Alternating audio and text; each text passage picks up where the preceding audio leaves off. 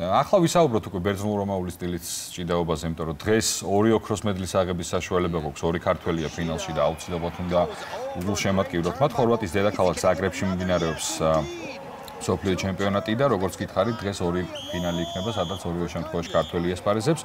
55 კილოგრამში 18 წლის ვახტანგ ლიუამ მოახერხა ნახევარფინალური ბრძოლის მოგება თურქ შაქირის წინააღმდეგ და ფინალის აგზური მოიპოვა. 82 კილოგრამში კი ჭიდაობის უფლება მოიპოვა გელა ბოლქვაძემ, რომელმაც ნახევარფინალში იაპონელი იოშიდა 8-5 დაამარცხა, საკმაოდ ძლიერი მეტოქე და ისიც დღევანდელი ფინალისტვის ემზადება.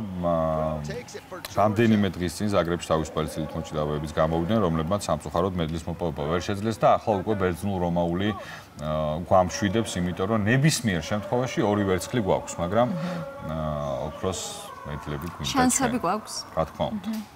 საკუთრებით 55 კილოგრამი, სადაც ერთ-ერთი მთავარი ფავორიტები გამოთიშეს უკვე ასპარეზობას, ვახტანგ ლიუამ მოახერხა ძალიან ძლიერი მეტოქეების და მთავარი ფავორიტების დამარცხება და ახლა რეალურად ფავორიტად უკვე ფინალში ისითვლება, ამიტომ წარმატება უსურვოთ მთელი ჩვენი გუნდის სახელით. ველოდებით ამ შეხვედრას. კი ბატონო, ასეთი იყო სპორტული ამბები და